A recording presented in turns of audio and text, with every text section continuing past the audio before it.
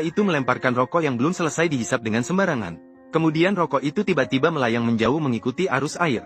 Sang kakak dengan wajah penuh rasa ingin tahu mengikutinya untuk melihat, hingga rokok itu terbawa masuk ke saluran pembuangan. Barulah ia mengangkat kepalanya dan kaget menemukan bahwa di depannya adalah bank terbesar di Swiss. Saat itulah sang kakak tiba-tiba menyadari sesuatu, langsung berbalik dan berlari ke arah aliran air. Akhirnya ia menemukan lubang pembuangan saluran air di bawah jembatan. Tidak heran jika dari sini seharusnya bisa langsung menuju ke dalam bank. Keesokan harinya, ia menemui sahabat baiknya dan mengungkapkan ide tersebut. Beberapa orang sepakat dan membawa peralatan ke depan pintu bank. Memanfaatkan kesempatan saat sepi, sang kakak dengan cepat memasukkan penggaris ke dalam saluran air. Lalu melalui lubang pembuangan, ia masuk ke dalam pipa untuk memeriksa penggaris. Tujuannya adalah untuk mengukur jarak antara pipa dengan permukaan tanah. Langkah selanjutnya adalah menghitung jarak dari penutup saluran pembuangan ke bank. Namun tidak mungkin mengukur secara langsung di bawah sinar matahari dengan menggunakan penggaris. Maka sang kakak memikirkan cara yang tampak aman namun sebenarnya tidak berbahaya. Terlihat ia membuat tanda pada roda sepeda, lalu mendorong sepeda dari penutup saluran ke depan pintu bank. Dengan cara ini, menghitung jarak dengan tepat. Selanjutnya adalah memahami tata letak internal bank dan lokasi brankas. Dengan cepat, kakak Kiang membawa kameranya yang harganya 9,9 ke bank, mengambil foto-foto di lobi. Akhirnya ditangkap oleh petugas keamanan untuk diperiksa. Untungnya, kakak Kiang memiliki kecepatan tangan selama 30 tahun.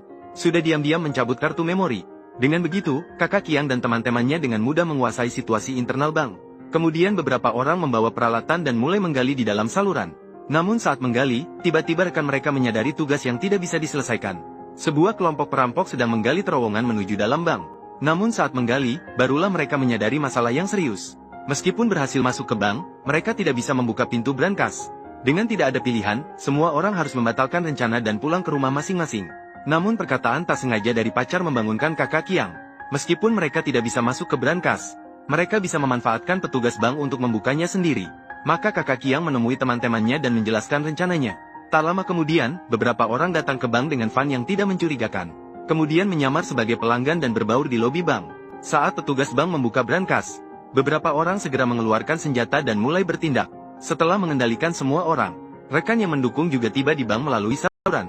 Bersama-sama, mereka membawa mesin hidrolik buatan sendiri ke brankas. Membuka brankas satu persatu dengan menggunakan mesin hidrolik.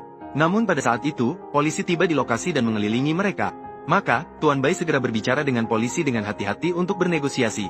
Untuk melindungi rekan-rekannya saat membawa uang dari terowongan. Namun polisi sama sekali tidak mengikuti skenario yang telah disusun. Mereka bersiap untuk menyerang bank dengan memegang perisai. Tuan Bai segera memerintahkan penjaga keamanan untuk memberitahukan situasi. Polisi mengetahui bahwa